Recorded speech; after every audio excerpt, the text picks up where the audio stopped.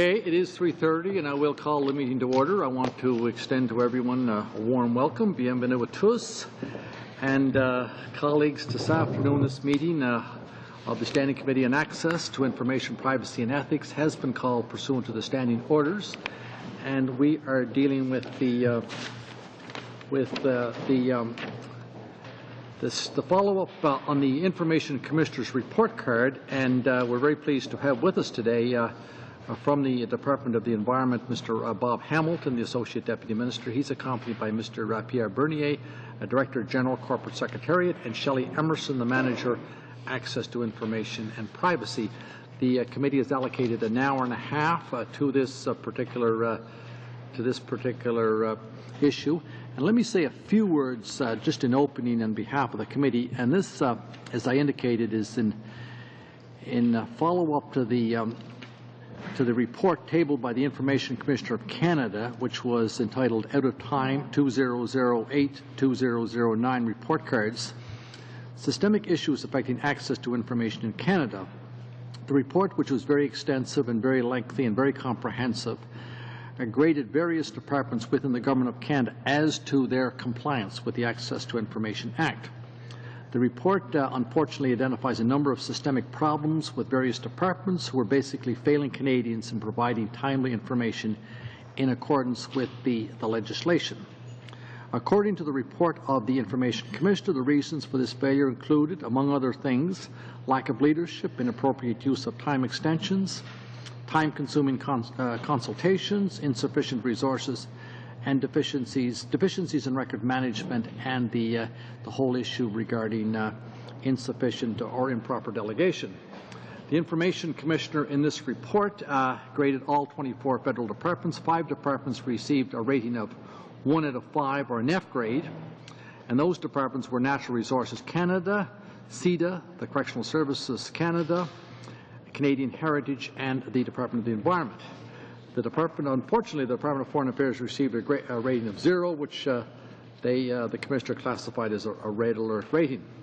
The committee considers this a very serious issue, and as a result, it decided to call before it both the officials from the Department of the Environment and officials from the Department of Foreign Affairs, which will be appearing, of course, next week. So we're very pleased that the Associate Deputy Minister is here. We're very pleased that the other officials are here. And we're going to now ask for the opening remarks, and the floor is yours, Mr. Hamilton. Thank you very much, Mr. Chairman. As you mentioned, I'm the Associate Deputy Minister at Environment Canada, and I'm here with 2 of the key people in the department working on the Access to Information area. Pierre Bernier, who's the coordinator of our Access to Information area, and Shelley Emerson, who's the manager of our Access to Information office. And I'll describe in a minute how we all fit into the organization there.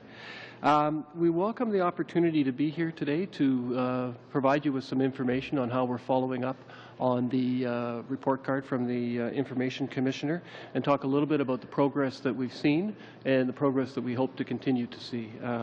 Certainly there's more work to be done, but we actually believe we've put in place some mechanisms that have started to show some progress already.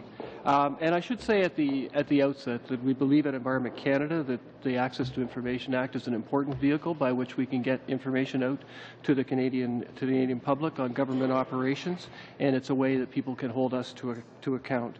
So we're strongly committed to access to information and its principles of openness, transparency, and accountability.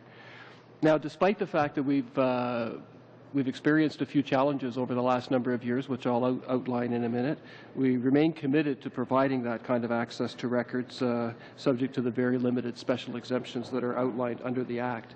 And maybe I'll just give you a couple of points of context.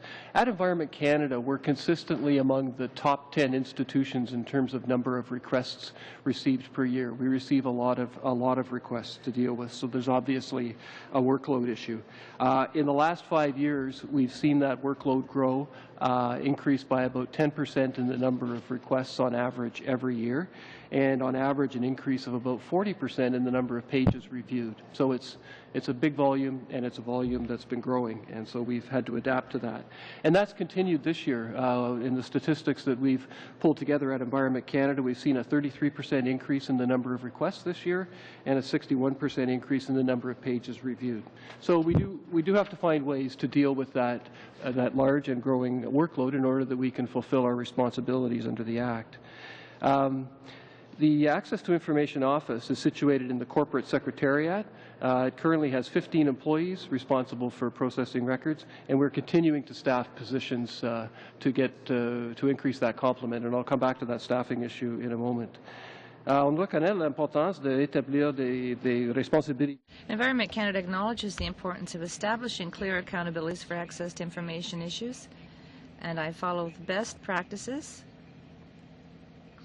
of the Treasury Board Secretariat with respect to the delegation of authority, and that's why Mr. Bernier and Ms. Emerson have responsibilities in this sector. And talk a little bit about what the report card told us and how we've responded. A report highlighted the challenges that we're faced by in Environment Canada during that time. There were really a range of things that contributed to the poor grade that we received. First, as I've mentioned, is the workload that we had, and that was acknowledged in the report that it had been growing.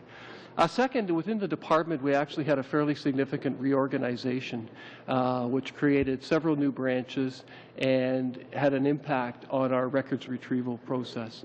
So that was something that was self-inflicted, if you like, but it was something that contributed to our difficulty in that 2008-9 year that was examined. At the same time, just during that period, for a short period of time, we were processing requests on behalf of Parks Canada. So we were actually taking on additional requests during that year than would normally be in the Environment Canada domain.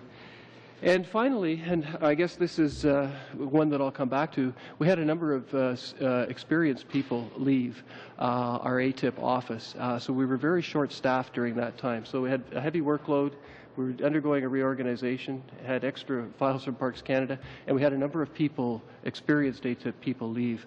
So there was a combination of events there that really produced, obviously, the results that the Commissioner outlined and gave us some things to work on.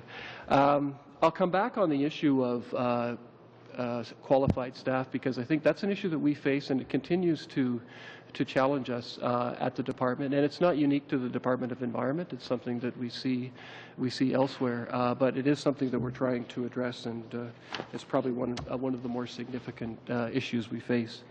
So on the basis of that analysis and information, the Commissioner made 4 recommendations. First was that the Deputy Minister should allocate sufficient resources to this activity in order to ensure full access to information, staffing, complement. Second, that we should develop a clear plan to tackle the backlog of access requests, because we had built up through this period a backlog of requests that had not been dealt with, and as you know, as that accumulates and you keep getting new ones coming in the door, we need to find ways to deal with that backlog, and the Commissioner gave us that recommendation. That we identify and implement measures of record management systems to ensure a quicker searches to enable us to meet the timelines, and that we notify the Office of the Information Commissioner of all the extensions that we take for more than 30 days. We have developed an institutional action plan to address each of these recommendations, and I'm happy to report that the department has made progress in each of the areas identified in the report. I'll give you some examples in my comments. To these, we began developing a departmental ATIP professional development program, which is really a program that we put in place to try to get qualified personnel in the access to information area. We were having difficulty recruiting and retaining these people, and we needed to develop a good succession planning. So we instituted this program that's meant to try to help us bring people into the access to information area, make it a better place for them to be so that they stay with us, and and also provide some continuity of succession going forward. Obviously, it takes a little bit of time to set up and put this into the institution, but we're quite confident that in the long run we have to do this kind of thing to be able to get qualified people to work in this area because it's just extremely difficult to deal with backlog and new requests coming in if you've got a shortage of this kind of qualified people or they're leaving continually. So we think that we're already seeing some signs of success. We've got the second round of recruitment underway, and we're starting to see people building their knowledge, not only of the Access to Information Act and how one has to deal with that, but also importantly a knowledge of the department. Because in this area and working in here, you have to know the rules, obviously, and how to process that, but you have to gain a knowledge of the department. So we're starting to see that. Second thing, we've committed to a plan of trying to deal with the backlog of requests. We've identified those as requiring action. Even though we're having some difficulty staffing up to full complement, we have used contractors to try to help us through this because we recognize we just have to beat down that backlog in order to adequately deal with the flow that's coming in. It's obviously a balance. We can't just focus on the backlog and ignore the ones coming in. Similarly, we can't just do the ones coming in and ignore the backlog. So we've tried to put some attention on trying to get rid of that backlog over time. We have made some progress. We've reduced our overall backlog by 28% this year, and we've reduced the backlog of some of our oldest files by over 50%. So we are seeing signs of progress, but as in all of these areas, more work to be done. We have instituted information management and ATIP awareness and training to try to sensitize not just the ATIP specialists, but people more generally in the department about how one should manage records, what one needs to do to comply with the requirements of ATIP. And we have seen some improvement in the time required to retrieve records. We've gone from an average of 26 days down to now 18 days, and our target is to get down to 13 days. So we're seeing some signs, got farther to go, but at this key element of getting records quickly, retrieval of records, we are seeing some signs of life. And it's also allowed us to complete more requests within the 30-day time frame. In 2008-9, we completed 62% of requests within that time frame. We're now up to 72% of requests, and hopefully, as I say, going to have continued improvement.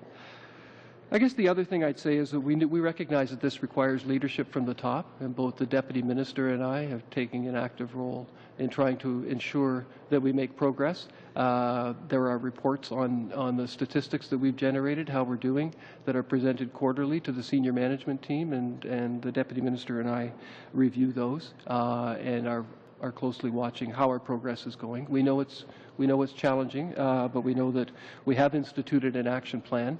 We're seeing some signs of progress on there, and we're looking for more over time. In 2008-9, in our response times, the average completion time was 97 days, and we've seen that come down now to 77 days, and obviously room for improvement there, but we are watching it move in the right direction. We've also strengthened our internal administrative procedures to ensure that the Information Commissioner gets a notification of all extensions more than 30 days.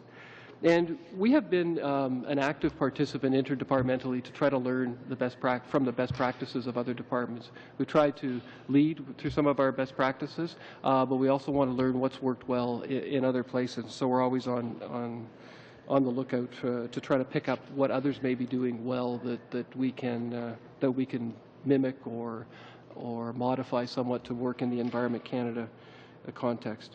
So again, we're committed to continuing our efforts. I think you've heard me say that coming out of the Commissioner's report, we know there's more work to be done, but we believe we've got a good action plan in place to make progress. We've seen some signs of that progress, and we're on the lookout, closely monitoring for further improvements as we go forward. So with that, I'll end my remarks, and certainly Mr. Bernier and Ms. Emerson and myself be happy to take any questions.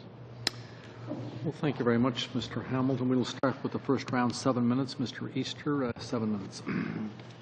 Thank you, Mr. Chair, and welcome, folks, and thank you for your presentation. There's there's no question that the Information Commissioner wasn't happy with Environment Canada's performance and gave you an F, and I do want to follow up on that. Hopefully, I'll have time. But the area I want to delve into to first is potential, if there is any, or if it has happened, political influence over access to information requests within the department. I think you're well aware at this committee, and during last spring it was an extremely hot topic. There was an article in the Hill Times talking about cabinet minister's offices had been under orders to pressure bureaucrats to pare down the amount of information released under access to information, and in fact at this committee it was noted that Public Works and Government Services, the former Minister of Public Works and Government Services, Christian Perdue, and his former staffer Sebastian Togneri, did admit to some political interference over access to information, or at least Mr. Togneri did.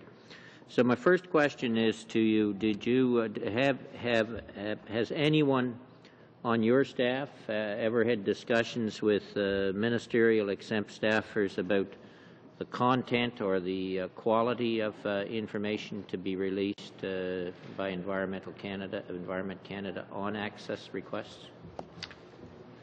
Thank you. I know that has not been an issue at Environment Canada. We have a very straightforward process that both Pierre and Shelley manage. When we receive a request, it follows a very set path through, and they are delegated to determine what should go out over what time frame.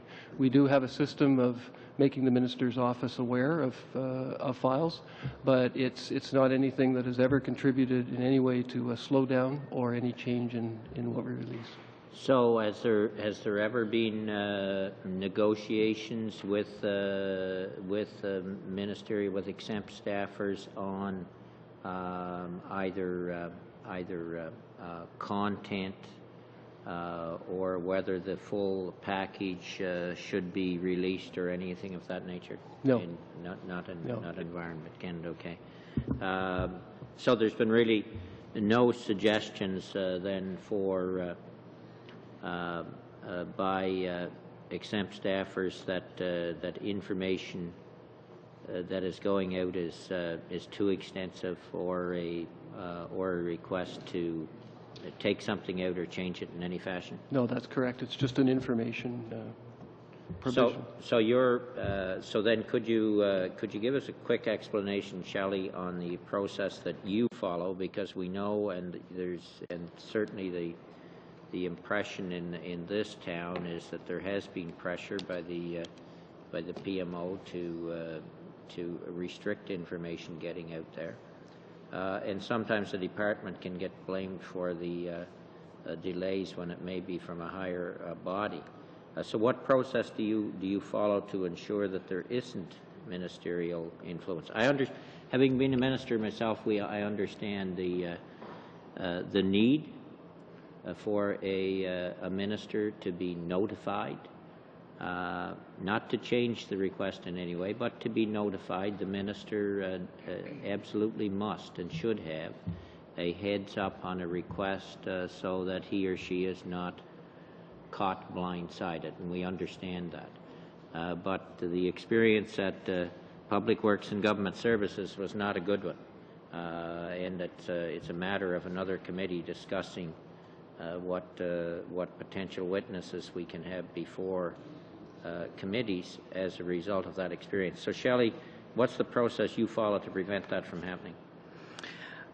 When a file is ready to circulate for approval, a duplicate package of the materials that are going to be released is provided concurrently to the Minister's office and to our communications branch for communication purposes only. once it comes to the time to release the materials, we provide a 24-hour advisory that the materials are being released. We don't wait for the Minister's office or for our communications area to respond. We provide them with a 24-hour advisory and the materials are released. So once the request comes in, the information is gathered. It's prepared for release. You give the minister's office and others a 24-hour notice that it's going out, and that's basically the heads up. Am I correct? We give them a copy of the release package when it's going for approval. It might be a little longer than 24 hours. However, 24 hours prior to the release date of the request, we do send our advisory out. Okay, thank you. Then, coming back to your summary, Mr. Hamilton, on some of the work that that you're doing to get the backlog down and the requests as they come in caught up. You mentioned that you're using contractors.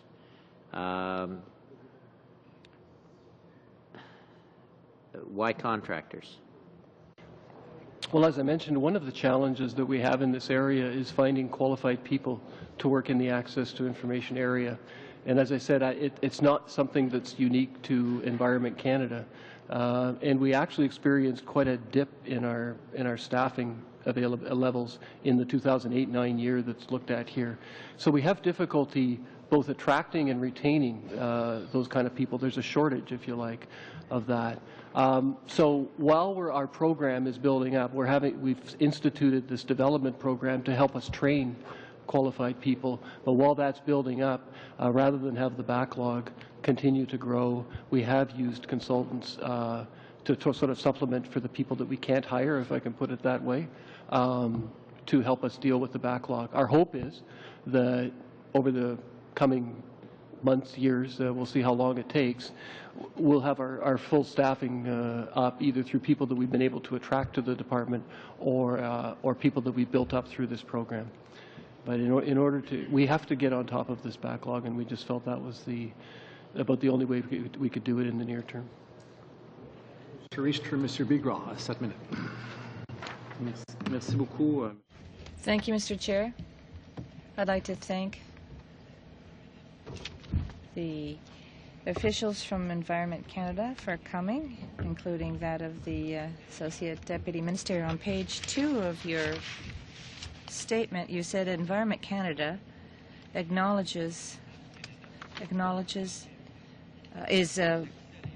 very committed to access to information, and it's part of its responsibility of openness, transparency, and accountability. And I would like to emphasize accountability.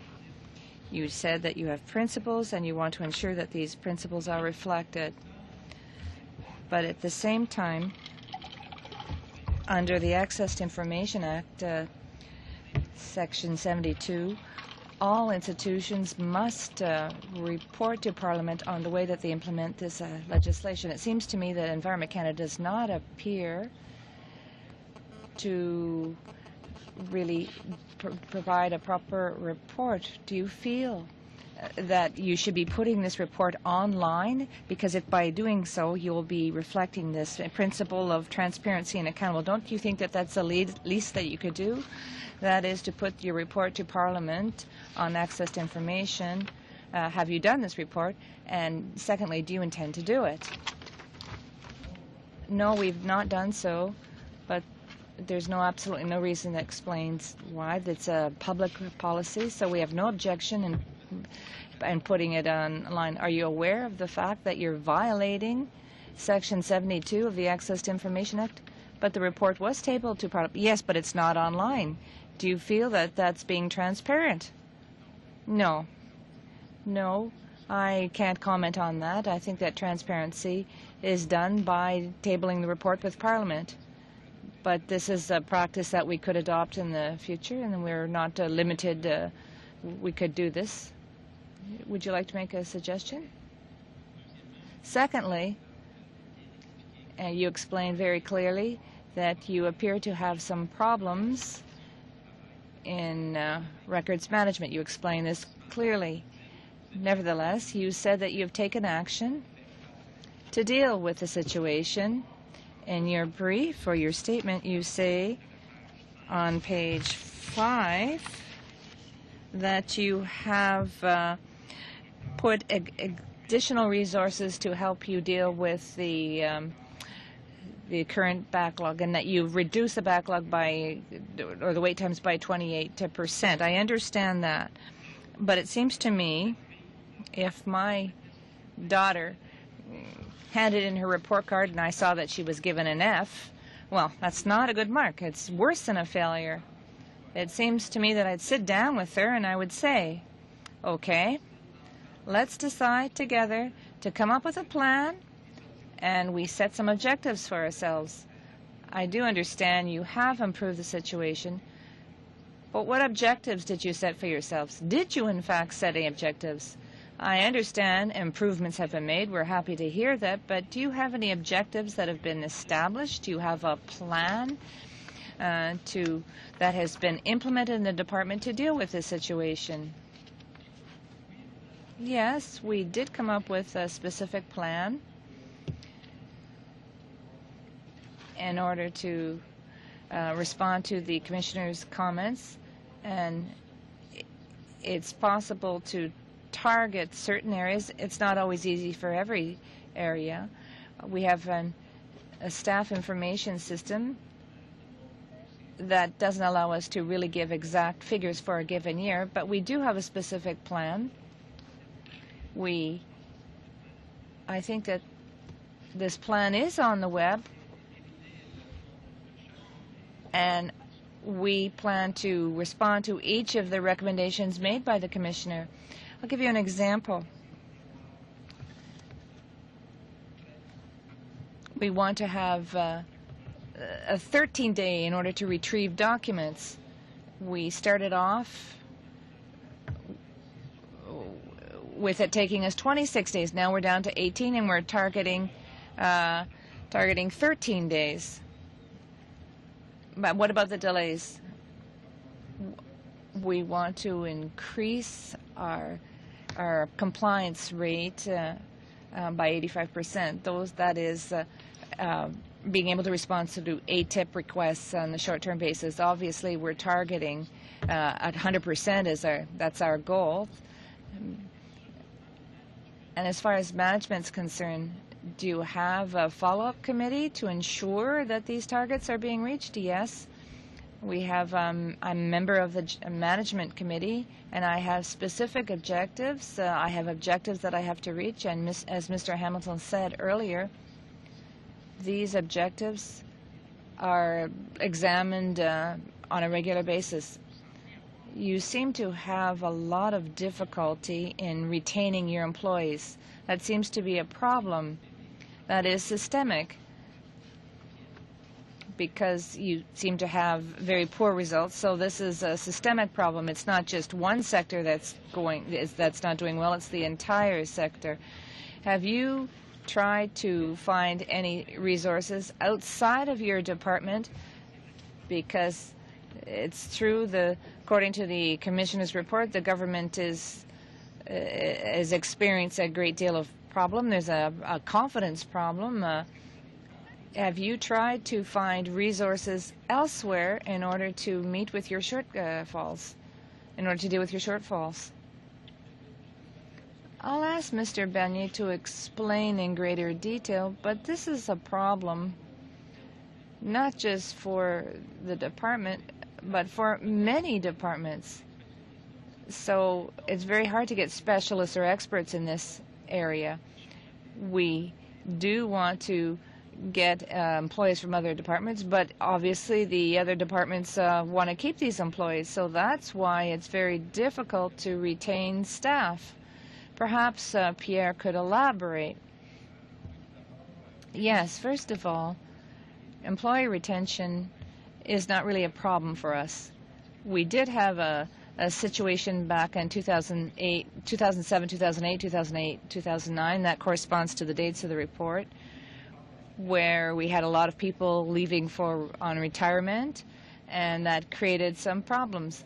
This period corresponds to a period where all government departments came under ATIP legislation, and the demand is always greater than the services that we can provide. So it people are always asking for information from the department, so we cannot easily recruit employees. You have to recruit them from very specific pools. So retention's not a problem. What is, however, is to find qualified staff. And I explained that we had come up with a training program, but we also have an employee development plan. So now we recruit employees. We call them junior employees who have no experience necessarily in access to information, but they do have basic skills in analyzing documents, and we train these employees so that we can bring them up to a more senior level eventually after a certain lapse of time. Thank you, Mr. Bigra. Thank you, Chair, and thank you for being here today to talk about this important subject with us. I want to continue on this question of retention and recruitment of folks to do the work, the ATIP work. You mentioned, Mr. Hamilton, there are 15 employees in the Access to Information Office at Environment Canada. Right. And are all of those positions currently filled with permanent employees? Yes, that's the number of people that are there. Actually, if we had our full complement, I believe we'd be around 20 people. So we haven't quite got up yet to where we need to be. Okay, so you're looking for 5 more, Yeah, is that right? That's right. And in terms of the training program that you've instituted, how many people are involved in that training program within the department? C'est un programme de... It's a development program. Pardon me.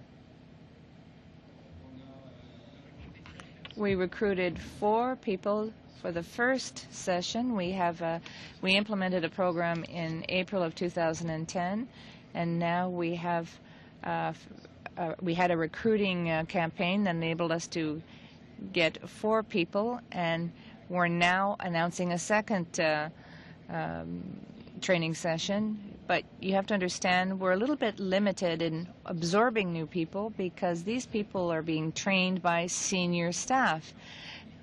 And since we don't have that many senior staff members right now, we're a bit limited in the amount in that we can't spend a lot of time training these young people. So we have to think of measures for the long term.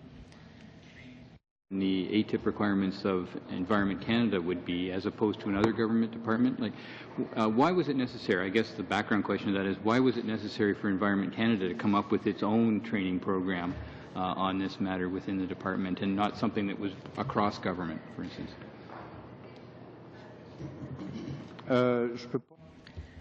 I can't say why it exists government-wide, but Environment Canada, we set up this program because we need to, first of all, become familiar with the legislation, as is the case for all of the other departments, but it also requires very good knowledge of the departmental files. These are very specific.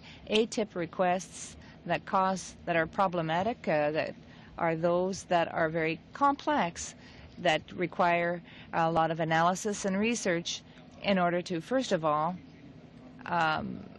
make sure that you send the request to the right place in the department and to ensure that a proper analysis is done. So we have to ensure that we have people who know the legislation and are familiar with departmental policies. As I said, there's a common element and there's a specific to Environment Canada. And I think other departments are doing this too. We're not the only department in town that has instituted such a program, and I think just for that reason, it's part of that best practices, I guess, that we look to try to mirror. So is there any concerted effort to share information about these kinds of programs across the government, or is everybody doing their own thing and you happen to hear about it once in a while when you get together for a meeting? No, I think Pierre and certainly Shelley are involved, quite actively involved, because, you know, it's something that we all are dealing with to varying degrees of success, and there's a lot of common element in the type of issues that we need to do. So there's a pretty active best practices, and you know, learning lessons as well, you know, learning from the good and the bad, because we I think we all know that none of us can solve this thing alone, and there's always a good idea out there somewhere that we can pick up on. Now, is there any perception problem among public servants about doing this kind of work in a department? Do people feel like it's a dead end career-wise to get involved in the access to information side of a department's activities? Is it seen as is there a perception problem with doing this kind of work in the department or in any government department that you're aware of? No, I don't believe so. I would, I mean, certainly part of the program that we're putting in place, development, and part of what we're trying to do in the Culture of Environment Canada is make it a more attractive place to be, for sure. We're always trying to do that for a whole bunch of reasons in a whole bunch of areas. So I wouldn't see that as the issue. In fact, there's a fair amount of demand out there for people that are quite expert in moving around the access to information area. So we've got an excess demand, so it can be attractive from that perspective for somebody who has those particular skills.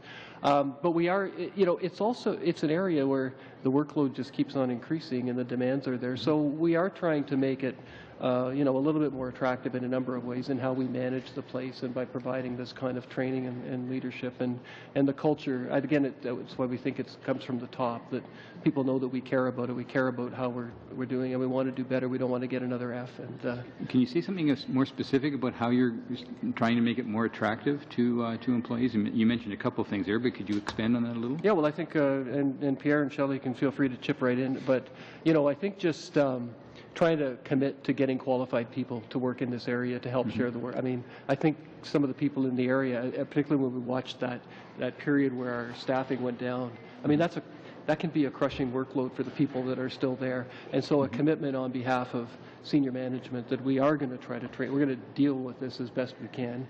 We are prepared to use consultants if needed. So just a commitment that we're going to be there. We recognize that there's challenges, and we're going to be there to try to help make it as attractive as possible, and to know that, you know, this isn't something that the Deputy Minister or myself or others don't care about. We do, and just that people understand that. But I don't know, Pierre, if there's any... Could I ask one question? Is there a different level of absenteeism among employees of the ATIP unit at Environment than in other departments of other aspects of the work of Environment Canada? Gosh, not that I'm aware of. Okay. I don't think so, but I mean, we can check into it, but I don't think so. Go ahead, Mr. Bernier.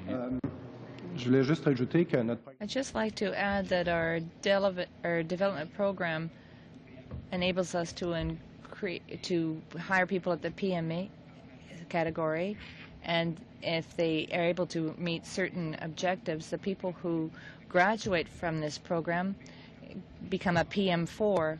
So I think that's a very strong incentive for employees who really want to get into the access to information sector, and these people are promoted providing that they reach certain objectives. So, and they can finally become a PM5, which is a senior officer. Or that people come into the department to do this kind of work? We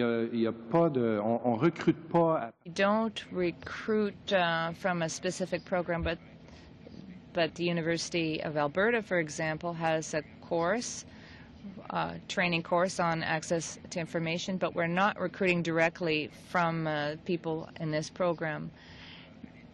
We recruit both internally and externally. Davidson, 7 minutes. Very much, Mr. Chair, and thank you very much for being here with us today to answer our questions.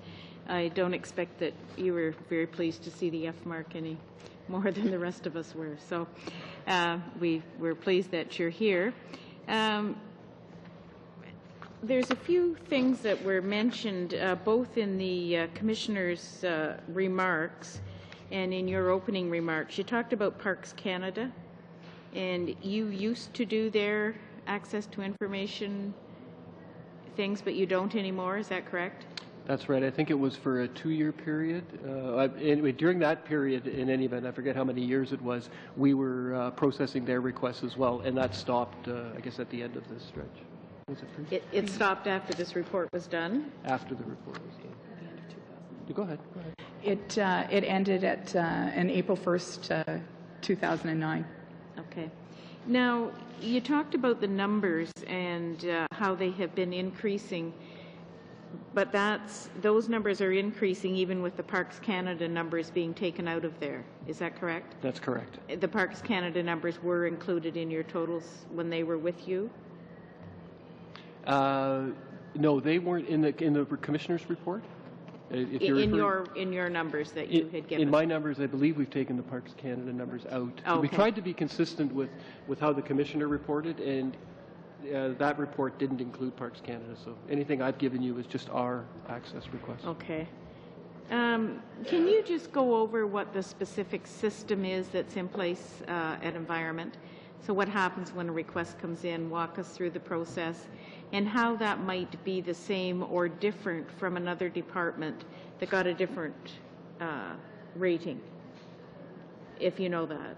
I'll let Shelley walk us through we probably can't comment too much on, well, we can't comment on what other departments have in place, but I think if you can take us through again that process that we follow. Sure. Thank you for the question.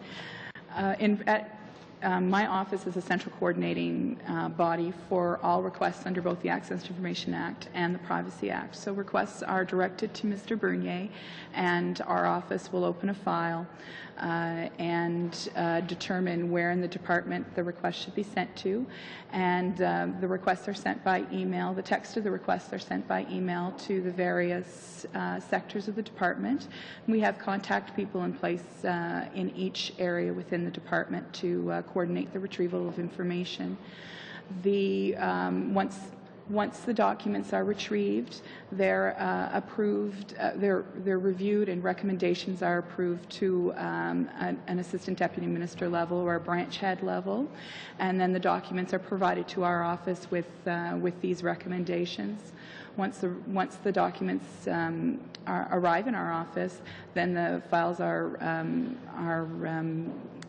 given to an analyst to process the remaining portions of the file. So we will conduct any of the necessary consultations required, and once the consultation responses are received and our analysis our own line-by-line analysis is completed, then we'll prepare the documents for approval, so the files are approved by Mr. Bernier as the ATIP coordinator.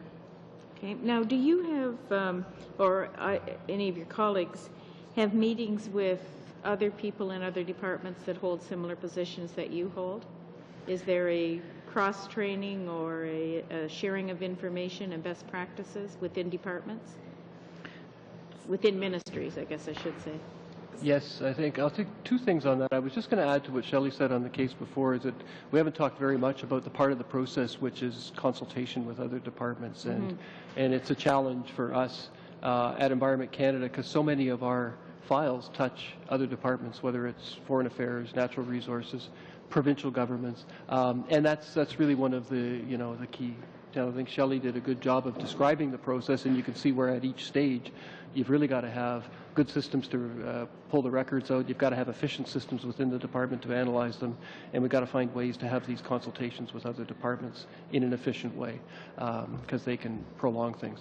Now, on your second question, I think it was what I meant when we talked earlier is that, yes, there is an active community out there among, I guess it's primarily Shelley and her colleagues, but to some extent Pierre, who do talk to each other about what they're doing, share best practices, lessons learned, that kind of thing, so that we can, that's where some ideas like the training program come from, and other things that somebody might be doing to improve their system, their search system. But I don't know, Shelley, is that covered? Treasury Board does have ATIP community meetings, and we are definitely active participants in these meetings. There's always either myself or one of my staff members that attend the ATIP community meetings, and it's a chance to network with colleagues in other departments to discuss best practices. Okay. Now, I understand, from what you have told us, and actually from what the Commissioner has stated, that certainly your staffing complement was not where it needed to be, and that you have been working on that, and you have certainly talked about the different initiatives you've put in place for training and for retention, and that's good. So taking into account that you have done those things, how do you think your next report card is going to look? Um, I'm an economist, so I have difficulty making predictions about the future. But I guess we want to be realistic. I'd like to get an A on the next report card. And I don't know when the next report card will come for us. But I think that you could even see in the Commissioner's report was already referring to some of the signs of progress in the areas identified. There's a couple of glimmers, I think, there that were in the text of the report. I think we definitely would see ourselves getting a passing grade. And how good it will be, hard to say. We're monitoring it carefully. As Pierre said, some of the things like the training and development program, they won't have overnight success, but they're the foundation that we have to have for the medium to long term, and they are already having some impact. Some things that we can do to get quicker retrieval of records, that can have a little bit more immediate impact, and every bit of efficiency that we can squeeze out of our system to just try to take away all the little frictions at each of the steps along the way that Shelley mentioned. Like those can have immediate impacts, and we're starting to see it in reductions in our average times, the percentage of times that we meet the request in the deadline, and all of those. So, I mean, I guess that's a long way of not giving you a mark, but we feel like we've got a good action plan to address the problems that were raised in the report. So, we'll be looking for a much better mark the next time. Thank you very much, Ms. Davidson. Just that concludes, colleagues, the first round. We're going to move to the second round, but I just want to ask you, Mr. Hamilton, and following up on that last question from Ms. Davidson, could you, before we go to the second round, could you elaborate for the committee's benefit what is the chain of accountability here and who actually is accountable? Now, I understand that Ms. Emerson is the manager of access to information privacy. That department reports to the director, to the corporate secretariat, who in turn reports to the associate deputy minister or directly to the deputy minister? To the deputy minister. To the deputy minister. So we have the situation where we have the F from the report from the commissioner.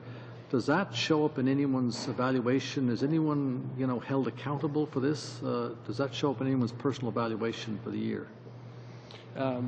Yes, it does. I'll let Mr. Bernier elaborate on that. Certainly, it's part of what's looked at in all of our evaluations. How the department is performing in a number of different areas of management is important for the deputy and myself. But we have followed the Treasury Board best practices of trying to delegate this responsibility down as far into the organization as we can. And I'll maybe let Pierre just elaborate on how we've chosen to do that. I'm responsible for ATIP results within the department, but as was indicated in our report, we're dealing with some systemic problems, and this applies to a lot of other departments. We have difficulty finding qualified staff, which limits us in our ability to meet deadlines, and the second issue is the time it takes when we need to make consultations outside the department, either with other federal departments or other government levels, as Mr. Hamilton mentioned, with the provinces and municipalities. And we also do a great deal of consultation with industry and the business world because we have information that pertains to these fields. So yes, I'm responsible, but I don't think we've got a very good result, a very good note on for this time, a very good mark this time around, but I think that we will improve. Being who's responsible appears absolutely right. I guess the other point that I was trying to make earlier was what we are trying to do is make sure that we show some leadership on this and that all of the management committee takes some accountability, perhaps looser sense of accountability than what you've just described, but we do want to see the results. We want to see how we're doing, and we want everybody to be collectively engaged in this. Okay, thank you very much. We're now going to start the second round. Ms. Bennett, 5 minutes. Thanks very much.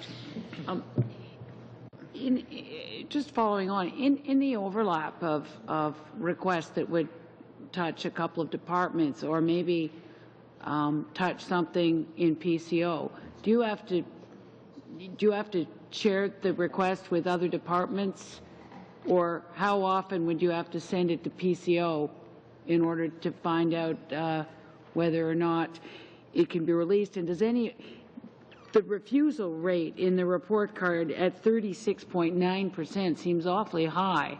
What percentage of that is of the own assessment within the department, and what refusals were done at PCO or other places?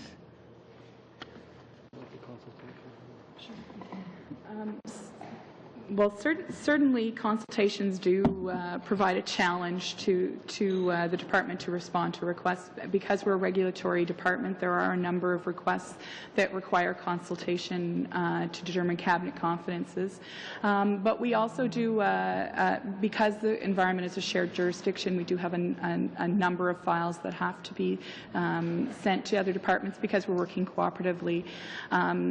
Certainly during the 2008-2009 period, there would have been a number of files that were late due to consultation requirements, but also delays were caused by capacity issues within our own office in order to process the requests as quickly as possible. So do you know offhand how the percentage that would have had to be consulted or the percentage that would have gone to PCO? Unfortunately, I don't have those figures at hand.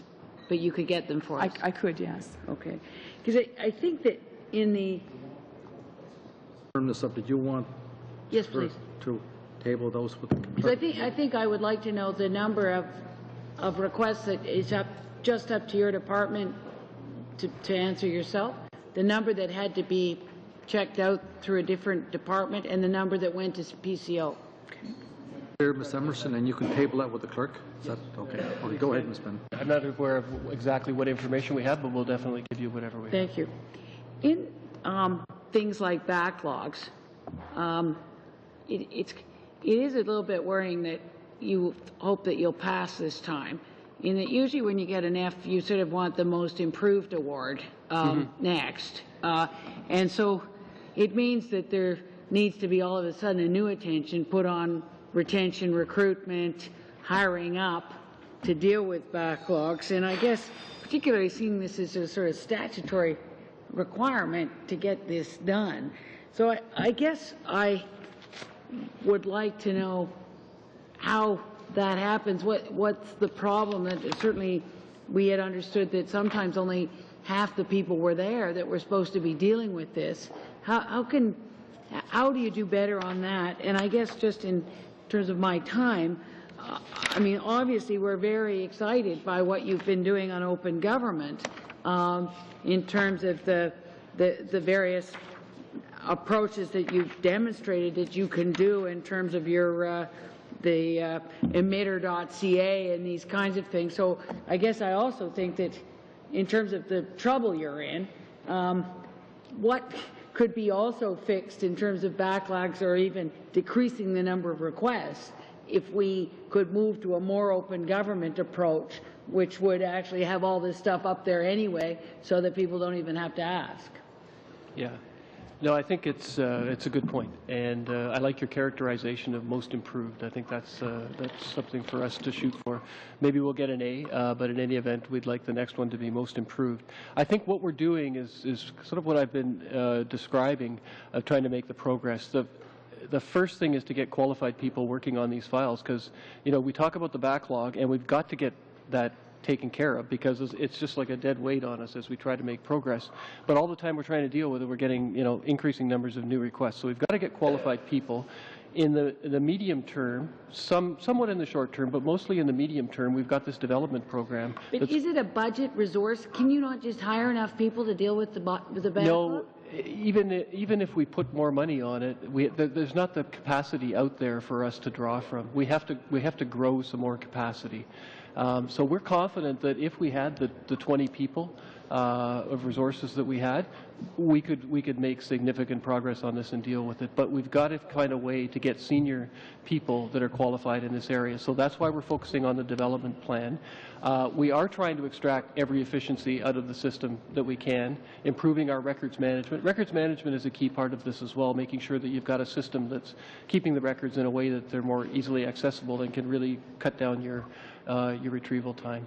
And the last point that you made of, sometimes we do good things and sometimes not so good in terms of just making information available, and so somebody doesn't have to put an access to information request through for it. But even there, sometimes the information is there, but people don't know about it. So we've got to look at a multifaceted way of trying to tackle this problem. And I guess that's what we're doing. We're hoping for some good short-term results, but also building a strong foundation to make sure we've got something that will be solid and last. Because I don't see this problem getting any easier over time.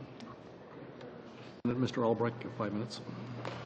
Thank you, Mr. Chair, and thank you to Mr. Hamilton and your colleagues for being here today. I'm certainly encouraged by the commitment that you've made in your public statements here and also in the steps you've outlined in terms of the improvements. You've certainly done a great job of outlining the challenges that you faced, and the first one that you outlined is the volume. That alone, to me, is overwhelming. A 61% increase in the number of pages being reviewed. I mean, none of us here would be able to survive a 61% inflation rate, so I think it's understandable that you've had a major challenge there. But if you add to that the reorganization, the Canada Parks requests, and also the departure of many of your ATIP officers, there's no question that you've faced severe challenges. I want to come back for a moment to the ATIP professional development program that you spoke of, the shortage of staff, training of ATIP workers, the need for them to have an in-depth knowledge of your department. I think all of us understand that. But I guess for me, the part that's difficult to understand is that there's only, as I understood it, only one university that's providing some kind of a ground-level training program for workers in this field. I guess I would ask two things. One, are there other universities that would plan to start these kinds of programs, or possibly is it to your advantage to do specific training that's more specific to the department so that you actually have the kind of qualities that are needed to meet the demands of your unique situation?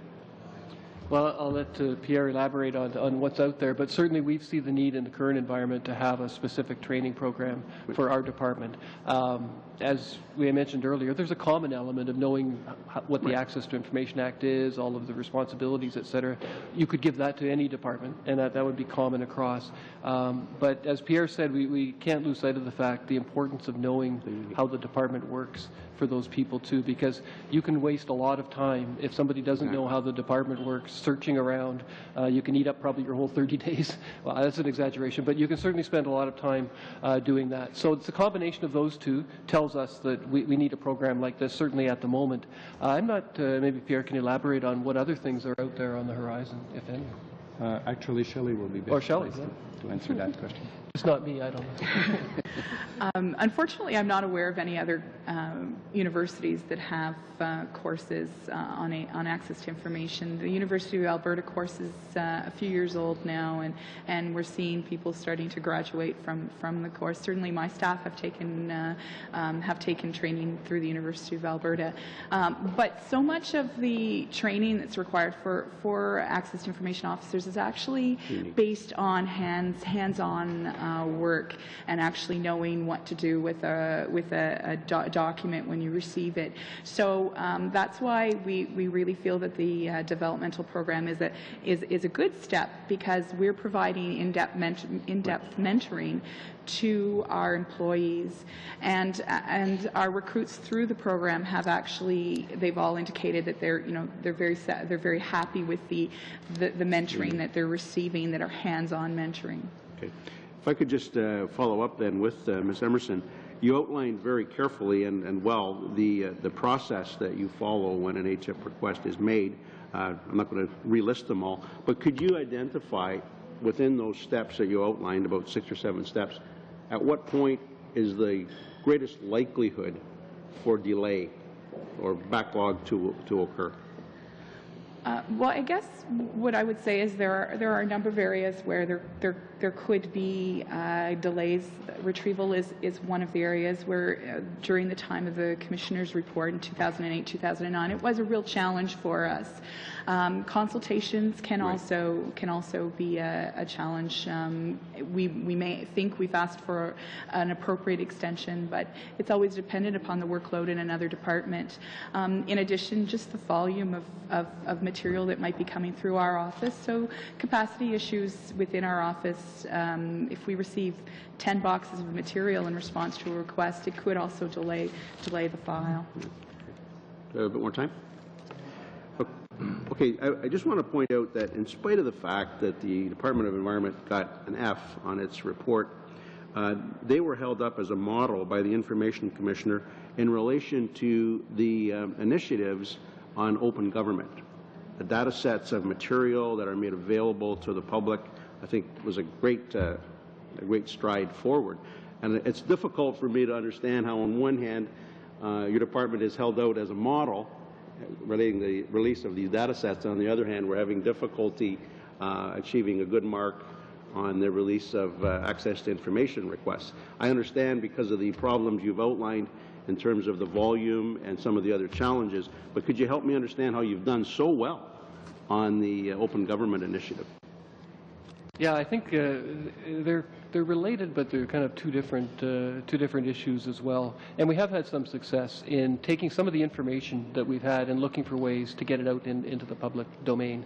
And that does have the effect, to the extent people know about it, of reducing the number of requests that come in for that information. Much easier for us if we can just put it out there, not have somebody ask for it, and then we go through the process of retrieving files, assessing them, etc. So it's possible, I think, to do well on that side, publishing information, but still experience the challenges we've got where people do have to come to us for the type of information that maybe we can't put on the website or haven't yet. So I think it's possible to have both that problem as well as being having some successes on the data on the website. So just a 10-second follow-up. Yep. Is it possible that with the greater degree of openness, that it will reduce the number of requests for ATIP down the road, so that you're actually solving your problem? Directionally, I think I would agree with that. How much, I don't know. It just depends on the type of information that you can't put everything out there, and there will always be certain things that will have to come in through the request route. But my bet is that there is an intersection there of some things that could be put in the public domain that would help reduce the request for information. Thank you, Mr. Chairman. Thank you, Mr. Albright. Monsieur Bouchard. Monsieur le Président. Thank you, Mr. Chair. Thank you, Mr. Bernier, Mr. Deputy Minister, and Mrs. Emerson. Mr. Minister, Deputy Minister, I noticed 2 points. You talked about, you said that access to information was an important vehicle for sending information out to citizens, and also you told us that there had been an increase, a significant increase in the number of requests coming from media and the public. Have you wondered why there's been such an increase? Is there a reason that explains this increase, this significant increase? I would imagine that there are several different reasons that explain this. There's been in the number of ATIPs, I think Canadians are more interested over the past few years in the environment. And last year in particular, we had the Copenhagen conference. So I think there's more interest in environmental matters. I don't know exactly what the experience has been in other departments, but I would imagine that the increase in the number of requests is probably the same for all departments. Clearly, we have had an increase over the past few years. Could you explain 1 or 2 reasons, Mr. Bernier? What I see is that citizens use the tool much more often as a result of the ATIP legislation, so they take full advantage of their rights. And also the process is easier now.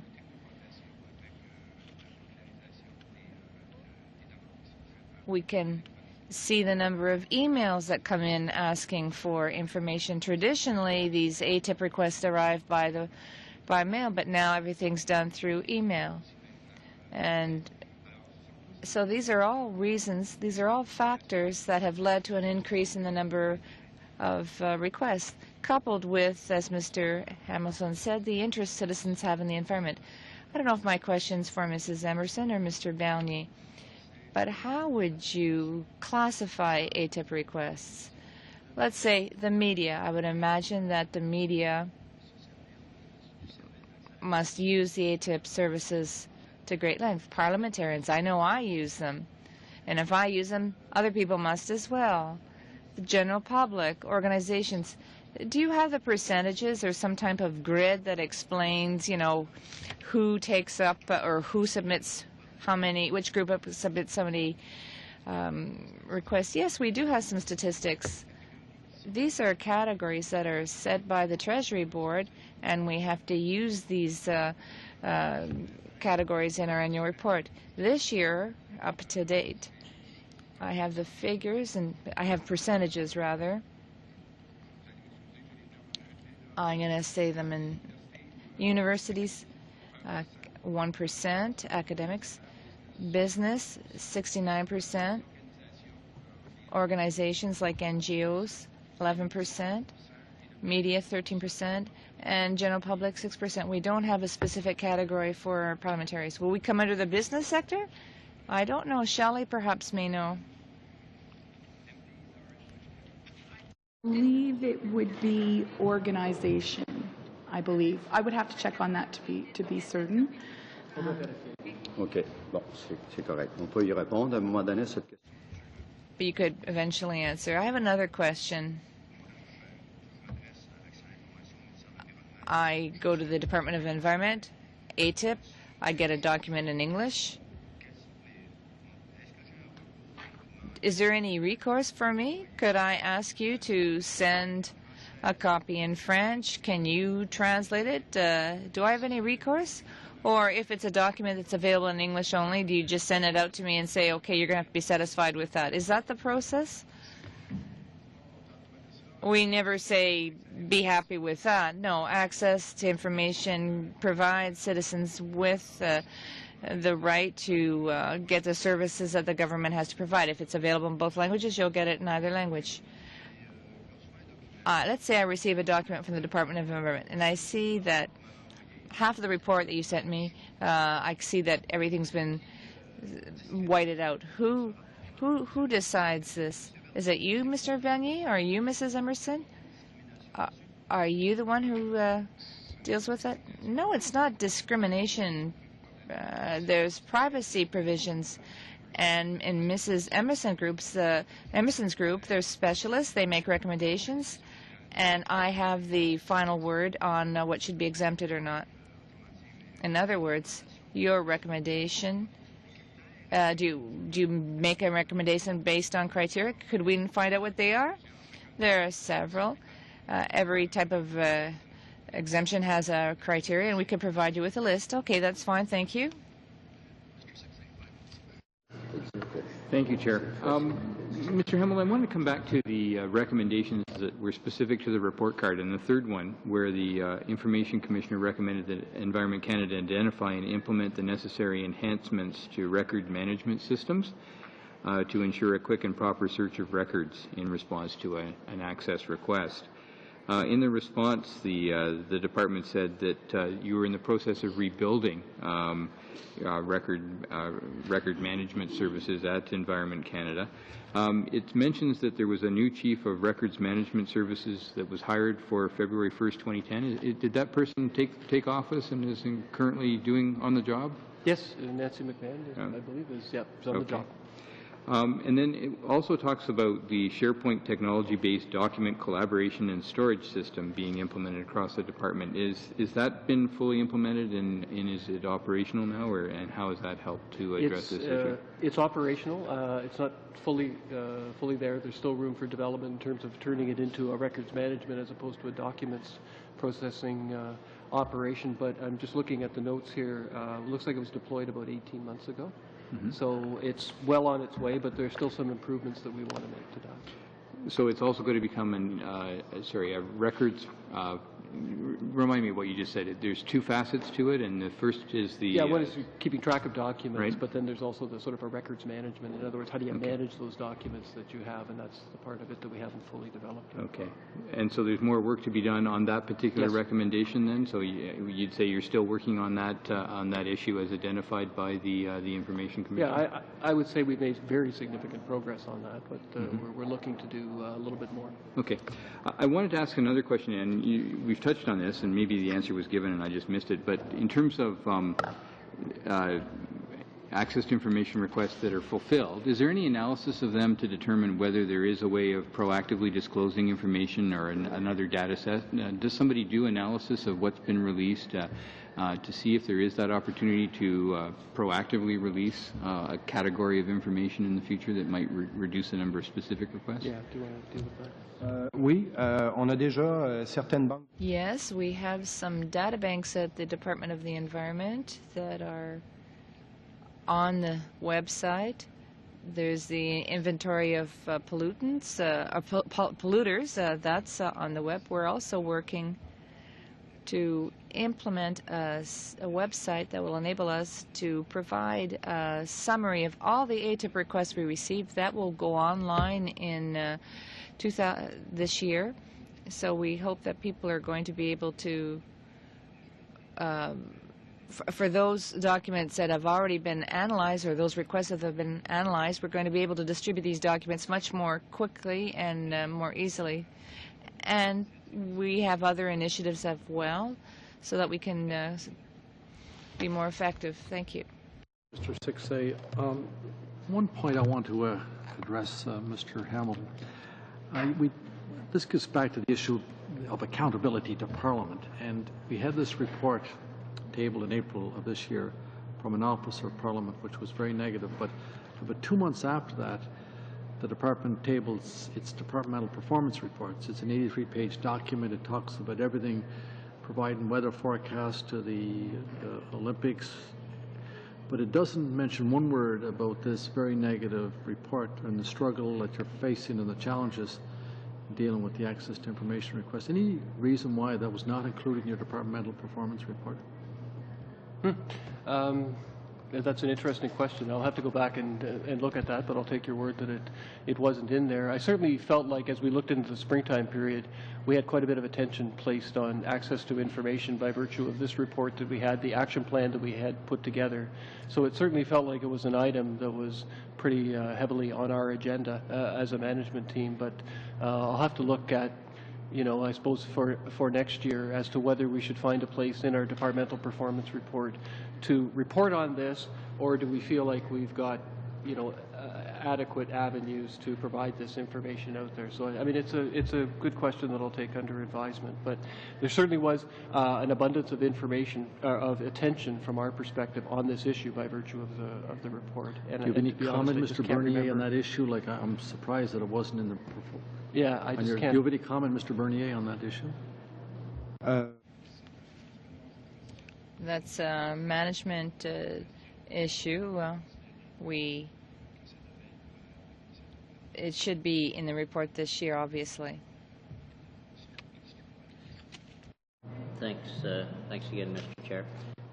In earlier questions from Carolyn, you talked about the consultations across the departments, and I know some requests from us certainly would involve environment, DFO, and in one particular area in my province, Parks Canada along with it. So there certainly is, I certainly understand the difficulty of that.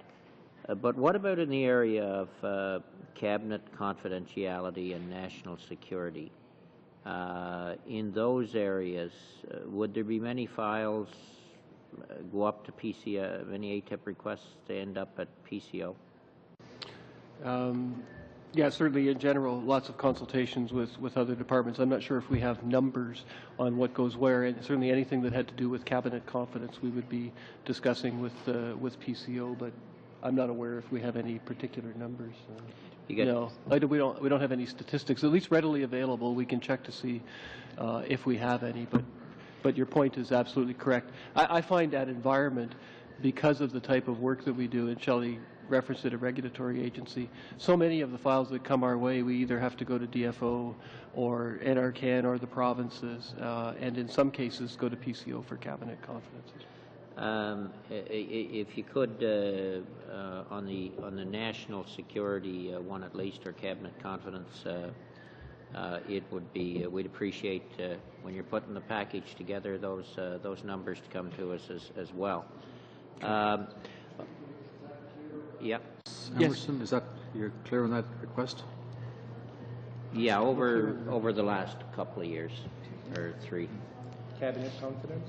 Yeah. Consultation? Cabinet confidence, national security. National security becomes, at least from my perspective, becomes a cover-all sometimes for things not in the default position for not allowing stuff to be released. So we had to be careful on that one. In your in the Information Commissioner as well, in her recommendations, the last one was that Environment Canada comply with the Act and notify the Office of the Information Commissioner of all the extensions it takes for more than 30 days. Is that being done, and how extensive is that in terms of extensions required for 30 days? Yes, we have made some administrative improvements to try to deal with that. I'll let Pierre explain on exactly what that is. La raison pour laquelle The reason, well, this was an administrative error. We had poorly coded our documents. We have a code now that enables us to determine which requests need follow-up at the Commissioner's office. So we realized that as a result of the Commissioner's recommendations, and we've rectified the problem now. Now, with respect to the percentages, the requests that require consultation, I do have a figure here. These are requests that take more than 30 days. That's 72% of these requests require consultation. I don't know if that answers your question, but that gives you an idea of the percentages. So a large number of these requests require consultation. I think Mr. Siskay was on this a little bit earlier as well. I guess I have difficulty that is each department, what are the discussions on access to information across the breadth of government? I mean, is each department trying to reinvent the wheel on their own? Sometimes that sounds like what is happening.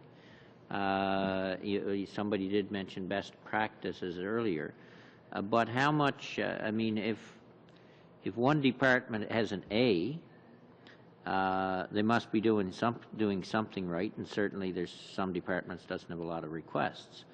But what is happening across the breadth of government to make this work, and what are you learning from each other? Again, I'll let Shelley describe, because she actually sits in on these, but I think the way you've put it is actually quite right. What we're trying to avoid is us all reinventing the wheel for ourselves and doing it in 20 or 30 different places. So the idea is, whatever part of the chain we're looking at, whether it's the system that's used to recover the information, whether it's how we train our employees. I think we talked about the training program. That's something that we've learned from each other and that we're trying to institute. Yes, it needs to be done institution by institution basis, but we can actually learn that from others and share those experiences. I think Treasury Board also puts out like a little guideline of best practices. So through these discussions and others, there comes to be a bit of a template, if you like, of what seems to be working well out there, both working well from an efficiency perspective, but also in meeting our obligations. And these group discussions can help populate those guidelines. So it very much is with a goal to what you're trying to say is that we all have a shared challenge. We all have slightly different issues that we face, you know, in terms of the types of requests that come in, the number that come in, our systems that we have in place. But you know, it's a lot easier to pick out something that somebody else is doing well and copy it. But does that sort of cover it, or would you add anything? Certainly, the ATIP community meetings that Treasury Board holds every couple of months is a good forum, and Treasury Board does put forth their best practices, which we try to follow. I know I'm participating on a steering committee that Treasury Board has struck dealing with community development. So, and I'm certainly, you know, I'm sure Treasury Board could better elaborate the issue that they're dealing with as far as this committee, but we are actively working amongst departments in order to try to look at best practices and determine ways in which we can you know, deal with the challenges with regards to staffing and community development. Mr. Chair, I wonder, is there any way the department could table their action plan that shows moving forward how they're dealing with this? Hamilton? We have an action plan. So we'll get you to table that with the committee. Certainly. Okay. Yeah, thank you. Okay, Monsieur Bigra, 5 minutes. Thank you, Mr. Chair. I don't know if I'll use up all of my 5 minutes, but I do have a few questions. We know the Access to Information Act provides for a certain number of exceptions. For instance, all of the documents that, if I'm not mistaken, and correct me if I'm wrong, all of the documents that pertain to commercial secrecy, certain documents, certain cabinet documents, some scientific research. So these are all documents that are excluded under the Act. But what I understood is that there are a lot of officials at Environment Canada, particularly scientists, who would like to see greater transparency in the information.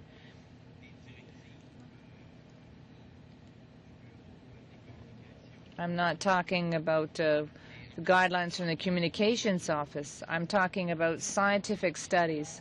What criteria do you use when a citizen or an MP or some organization asks for a scientific study on, let's say, climate change?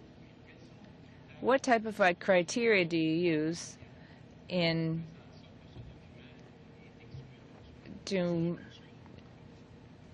I'd like to know how it is that a scientific study on climate change can be or cannot be forwarded under the ATIP legislation, or how could it be excluded? I'm going to ask Mr. Bernier to explain.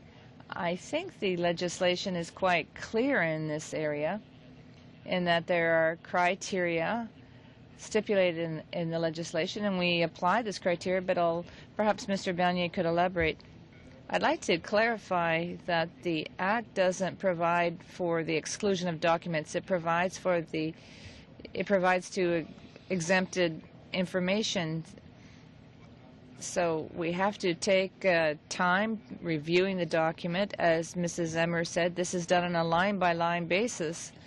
So we can't just give a blanket exclusion to a document. We have to really look at the parts. You gave a few examples, technological processes, there's copyright or intellectual property right that gets involved. So as for the criteria is concerned, the Act talks about extensions, and the Treasury Board provides guidelines that allow us to interpret these exemptions, and we will provide you with a list of this criteria.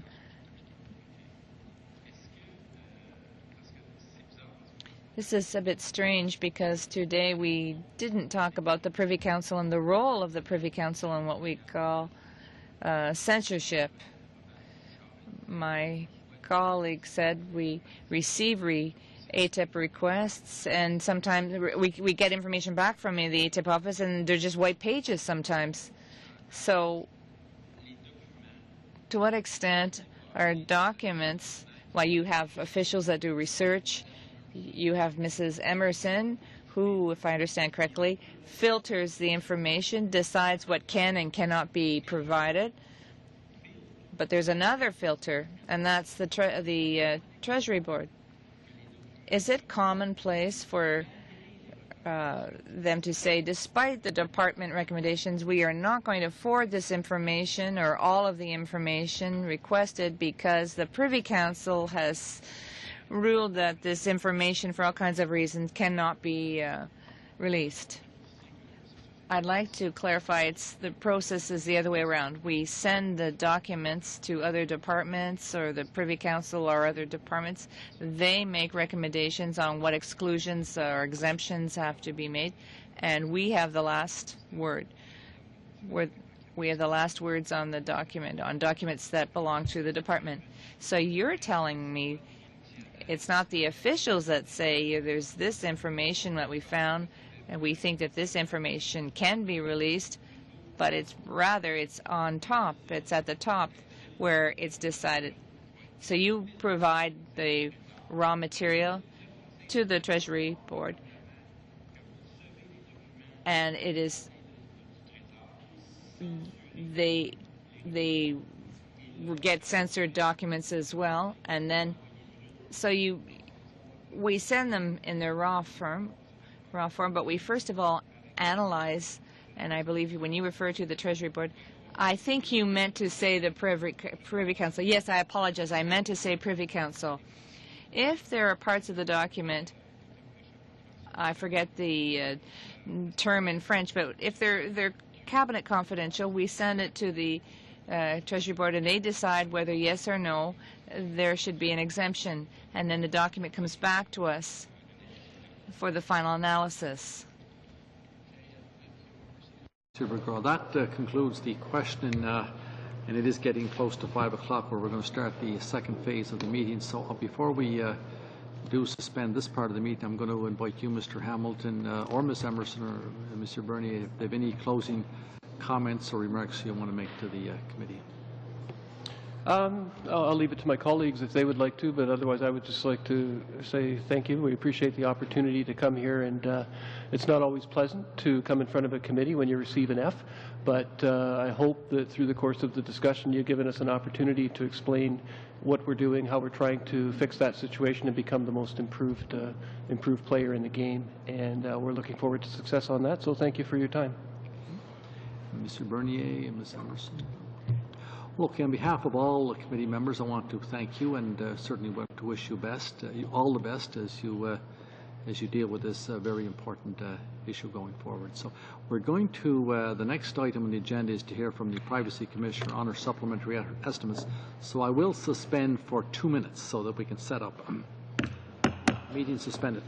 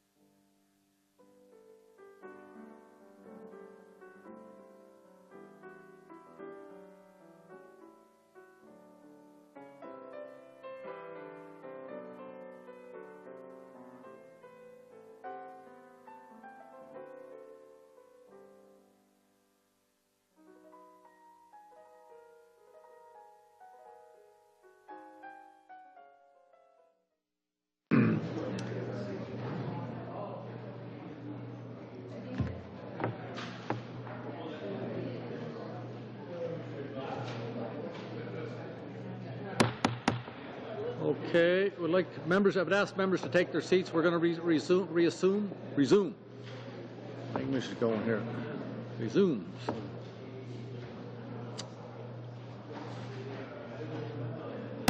Okay, then I'm going to resume the meeting. The second matter to come before the committee today is a request from the Office of the Privacy Commissioner for a supplementary estimate in the amount of $694,000. As everyone in the committee was aware, the original estimates or the appropriations of the office was approved by this committee in May of this year, and this is additional amounts that the office is requesting. All appropriations, of course, have to be approved by Parliament, and this committee acts as the interface for Parliament on this particular issue.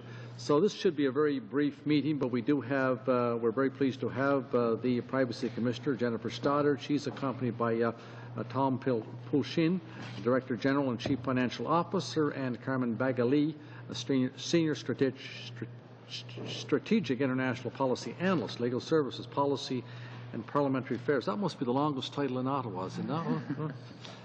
So, welcome. So, Ms. Stoddard, I understand you have a brief opening remarks, and then we're going to go for very brief question. Yes, thank you. I understand you've had a very busy day, so I will try and be very economical with your time. As you said, Mr. Chairman, honourable members, we're here to discuss the supplementary estimates relating to our oversight role in relation to Bill C-28, known as the anti-spam legislation. I'll just remind you that the overarching purpose of Bill C-28 is to combat spam in order to provide for a safer Internet. Spam is a serious problem that has had a significant impact on the economy. And I should point out that Canada is currently the only G8 country without such legislation.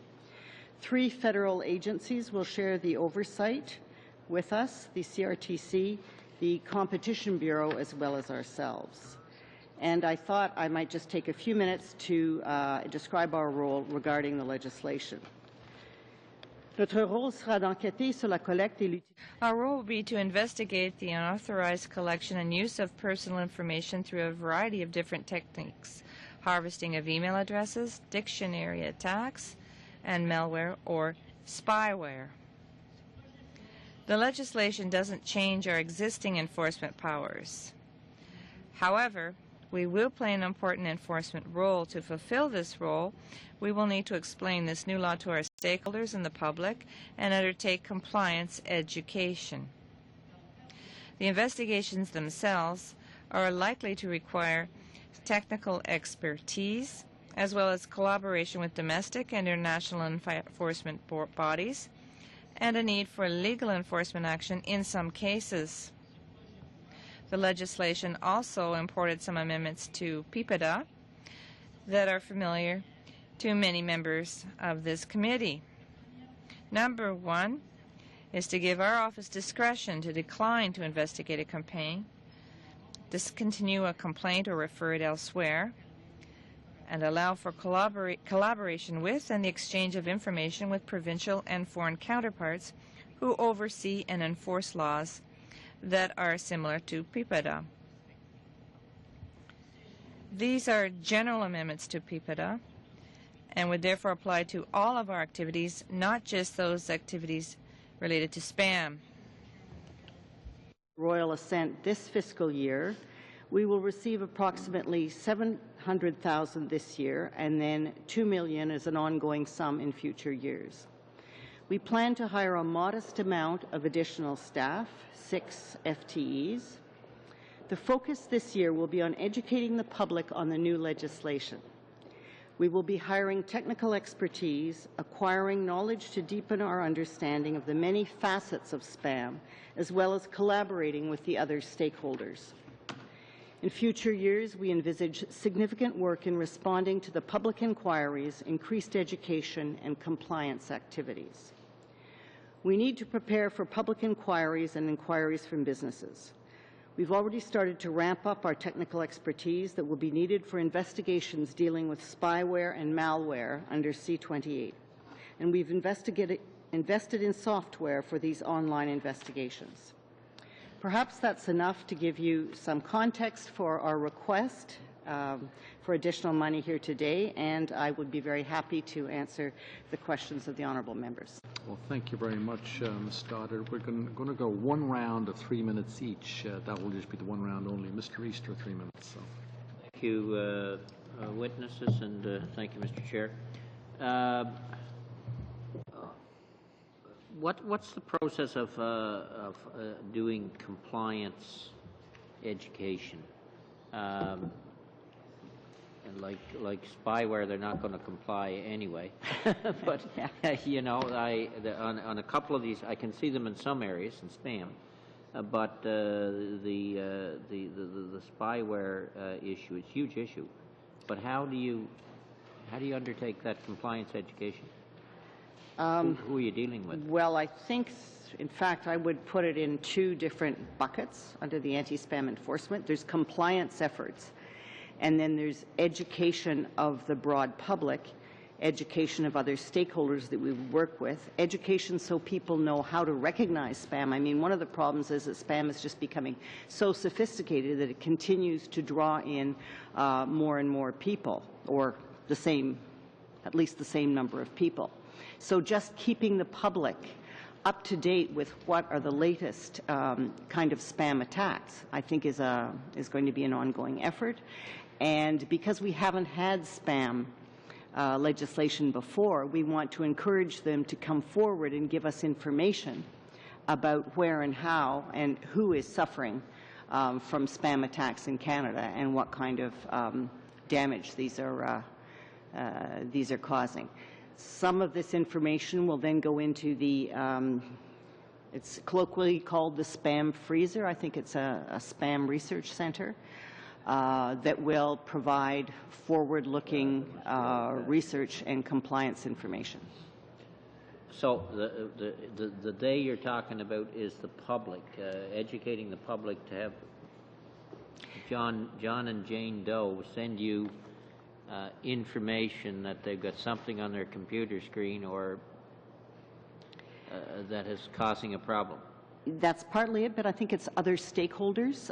I've appeared before this committee on anti-spam issues quite frequently, and there's a whole network of stakeholders ranging from those who work on anti-spam devices, firewalls, technological ways of combating spam, to various police forces, to I believe there's a special, branch of the RCMP and so on. And I think we have to all work together on this to see, where the spam is coming from, how does it change, because these things are constantly changing. So educating other stakeholders to our role and ourselves learning their particular roles will help Canadians be more spam-free, I think. Okay, Wayne. Okay, thank you, Mr. Easter. Monsieur Bigras, 3 minutes. Bigras, 3 minutes. Thank you, Mr. Chair. I'd like to thank the Commissioner for coming here, and I'd like to thank her colleagues. So you're saying essentially that there are 3 important challenges. First of all, you said the compliance effort, and you also talked about the whole outreach program. I see in your brief on page 3, you say that your role would be to investigate on the way that personal information is collected using various techniques, and you've asked for additional monies. Did you assess the volume? Did you assess the needs so that you'll be able to comply with this? Because you may have consulted others. You're going to have to consult with the RCMP, other police services. Have you done a needs assessment? Have you assessed the volume? I don't have the figures here with me, but Mr. Bagali sat on an interdepartmental committee with Industry Canada, may be able to provide you with more details. I believe that generally speaking, we can estimate, say accurately, how many spam comes to Canada and how many leaves Canada, but I can't give you the figures right now, but I can provide you with this information later. What I do know is that Canada is amongst the top 10 spam senders in the world. So we need to really do a lot of work here to ensure that people here in Canada do not send spam to other countries. I carefully read your report on spyware and Facebook. I was surprised to see the number of users in Canada. And naturally, at one point, you're going to be called upon to deal with complaints and deal with them. In this study that you conducted, can you trace a portrait on the type and volume of complaints that pertain to these social networks? Because I would like to know in the future, you may in fact need additional budget to deal with these activities based on the investigation that you've just done. That's a very good question, but personally, I'd like to use as little public money as possible. I realize that we're in a period where we try to be very careful with public money. There's Facebook and other social network sites, and what we're trying to do with companies like Facebook that have a lot of expertise to actually look after protecting its own network in response to complaints that come from their own users. But we have not yet started this experiment. I think it'll take about a year and a half before we can really go ahead and deal with this anti-spam measures. Before we go to Mr. 6A, I just want to point out some of the members may think this is a very short or abbreviated portion of the meeting, but this is to deal with the request for the supplementary estimates only. When Bill C-29 comes to the committee, which we expect soon, the committee probably will or may decide to bring Ms. Stoddard back to talk about Bill C-29, and we'll have a more fulsome discussion at that time. So that's why we only allocated a short period of time to deal with the request for the additional appropriation. Mr. 6A. Thank you, Chair. I think it's actually Bill C-28 that's corresponds to what this request is about. Yes. C-29 is something else again. And that's going to a different committee, isn't it? Yeah. So I guess that'll be going to what industry? Industry, maybe, I think. But thank you for being here again, Commissioner, with your colleagues. Commissioner, this isn't the first time there's been a request for extra funding around the implementation of ECPA. I think that you came once before for $100,000 in a supplementary estimate in 2009. I think, again, anticipating the implementation or the passage of the bill. Am I correct about that? You're quite right, Honourable Member. In fact, it was, I believe I had another engagement. It was my colleague, Assistant Commissioner, then Elizabeth Denham, now the Commissioner of British Columbia, who came several days. It was a very difficult situation for everybody to understand because I think it was a few days before the end of the fiscal year.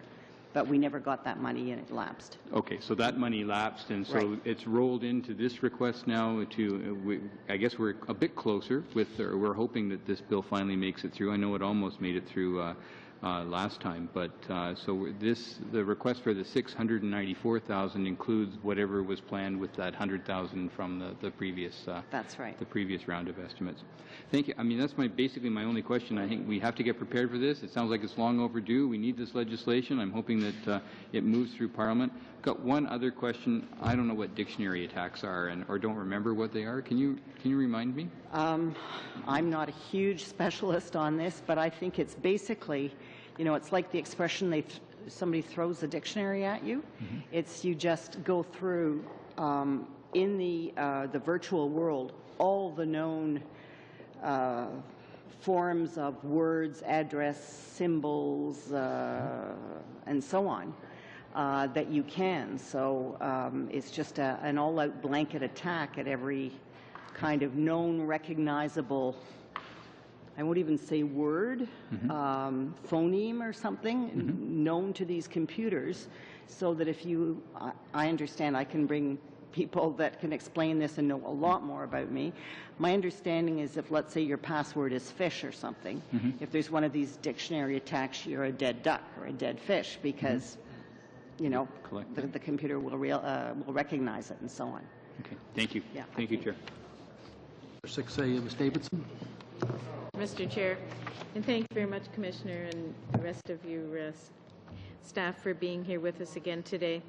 I just have a couple of quick questions. I note that, you know, there are some changes under this bill when it comes to authorizing you to communicate, share information internationally, and also giving you the ability to refuse to conduct an investigation. So those are changes that you'll be dealing with. Do you have to do organizational changes within your department to meet the intent of the bill? And I noticed that you've said you'll need an additional 6 FTEs. So what will they be doing? The 6 FTEs are for the spam initiative, the anti-spam initiative particularly. They will be scattered across the organization in each of our major functions, such as research, communications, law, so on, compliance, et cetera, more or less, like that. They will be mainly, I would think, acting as in-house experts, and liaising with the outside world. We're not asking for money to hire a lot of new civil servants, for the reason that we think from our observation of the online world, and particularly the spam world, which is an illicit world, right? What we need is constantly state-of-the-art expertise. And this can change, as I understand, from week to week. And so these people will be liaising with the outside, pointing out experts that we should be working with, that our partners should be working with, keeping us abreast. They could be people, experts in the private sector, in the public sector, elsewhere in the world, and constantly putting us in a position to be efficient in the anti-spam efforts. Okay, thank you. That's all my questions. Davidson, I believe that concludes the question, and now the options available to the committee are to approve the request, to negate it, or to decrease it. We, of course, have no option to increase it. So I'm going to read the motion and ask for a mover. Shall vote 45B under Justice carry, and that it's identified as $694,048 Office of the Privacy Commissioner of Canada. And shall I report the supplementary estimates to the House? So moved by Ms. Davidson. All in favor? Contrary-minded, motion carried. Okay, well, thank you very much, Ms. Stoddard. Thank you for all your great work. Thank you very much, honourable members and Mr. Chairman. This is a great day, I think, and if the next part will go as well, we can move towards real anti-spam action. Thank you. Merci. You.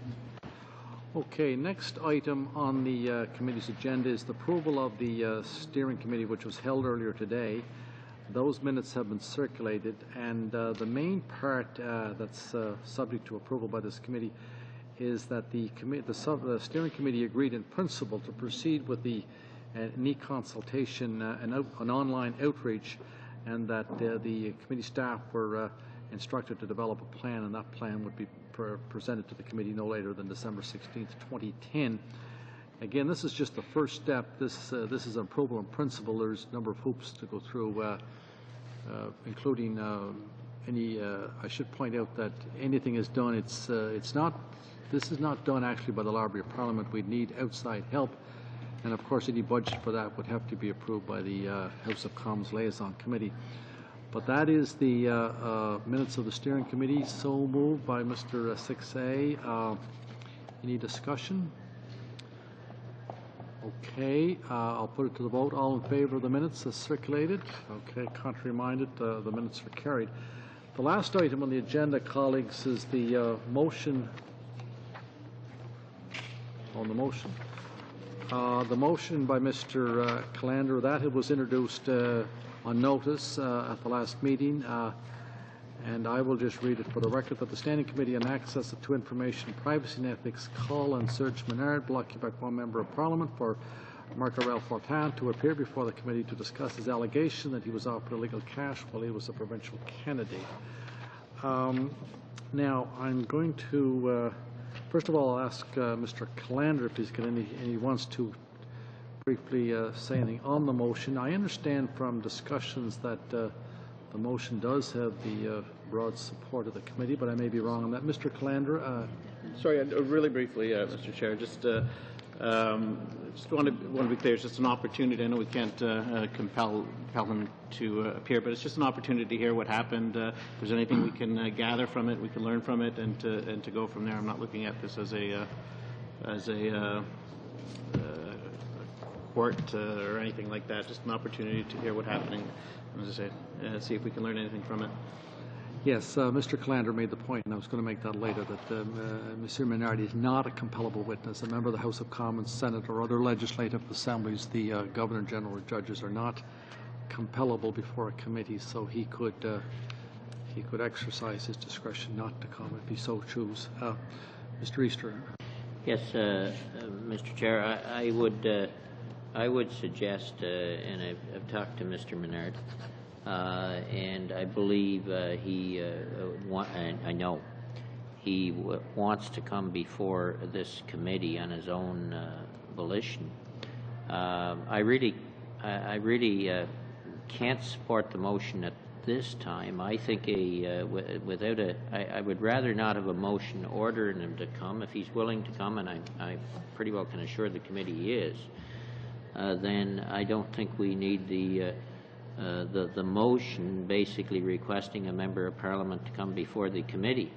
I would suggest that we, if you as chair were to talk to him without the motion having passed, that he would volunteer to come. I think that would be a better process, and that's just where I stand on the issue. I would say, if if we could move the motion aside till the next meeting, give you the opportunity to talk to Mr. Menard, rather than a parliamentary committee going the step of requesting him to come. I just think it'd be better in terms of honourable members of Parliament, and I think he would do that. Ms. Bennett.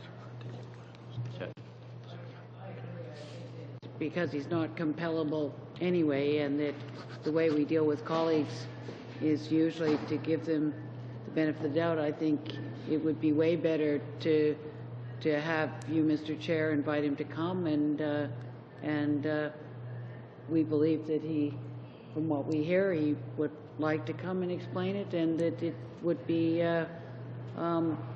way more collegial in dealing with honourable members to not have that motion, and to ask Mr. Callander to withdraw it, or at least table it till next week to see if you've been able to sort it out. Mr. Callander? Again, Mr. Chair, I mean, I understand that people have just talked to him about it, and that he's willing to approach it. I'm not approaching the motion in any way, shape, as something that is accusing him of anything. It's just an opportunity to hear what happened. Can we learn something from it? I've only been here a couple of years. Maybe we can learn please. Something from what he has, what his experiences were. So it's not. I'm not asking the committee to order him. I know we can't do that. Perhaps I'll defer to my colleagues who have actually talked to Mr. Menard to see if he is willing to come. My understanding is that he was willing to come and share some of his thoughts with us, and that's it. Again, I'm not. I know sometimes in the past others have tried to push certain agendas, but that's not what this is about. This is just to get in some information from him. Mr. Bigra. Mr. Chair, I think that Mr. Menard was quite clear. He wants to be transparent and to appear before any appropriate body. Does that take a motion? Well, if the motion is voted on, we'll be voting in favor of the motion. But naturally, I think that it would be preferable that as a chair that you ask him. He's not compellable. You could ask Mr. Menard, but if you put this motion to the motion, well, I believe that you feel that the motion's admissible. You feel, is that correct? It's admissible as a motion? Thought of it, but I haven't researched it extensively, but I take some solace that the gentleman wants to appear. That's what I'm picking up from the Mais c'est pas ça ma question. Non, j'ai pas fini. Ma question. I haven't finished, but my question was clear. Is it an admissible motion? If you deem it admissible, we'll vote in favor of it. But you can rest assured that Mr. Manel will appear if it's the wish of the committee. Admissible, and we do have a number of people now. Colleagues, we can handle this one way or the other way. Someone can make a motion to table, and I can ask him, or we can vote on the motion, whatever the wishes of the committee. Mr. Polyev. We are splitting hairs here, I think. Yeah, I think that we are. I think more or less everyone is on the same page here. If it's a matter of just having the committee invite Mr. Menard to appear, just so that there is a procedural step to make available a sitting day in this committee for his appearance, then we can do that. I don't think it matters to anybody over here whether the motion says calls on him to appear or invites him or whatever. It just the chair would recommend that someone make a motion to table, and we'll vote on that, and then we'll. Just so I'm clear, Chair, to table the motion and then do what? I would then go ahead and invite Mr. Menard to appear before the committee. I would report back to the committee at the next meeting, and then we would bring the motion back at the next meeting, which would be this Thursday. Okay. For further debate. Fair enough. I would so move. Okay, moved by Mr. Polyev that the motion be tabled and be brought back on the meeting Thursday of this week. I don't think it requires any discussion unless someone insists. All in favor of the motion to table? Contrary-minded? Okay, motion carried.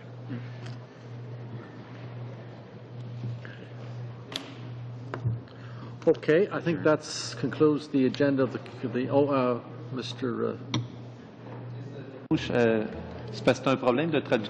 There's a translation problem, Mr. Speaker. It's important that the English version reflect the French version. In English, we talk about illegal cash, and I think that we should talk about illegal cash in French. It's just simply, I just simply say this so we'll have a corresponding.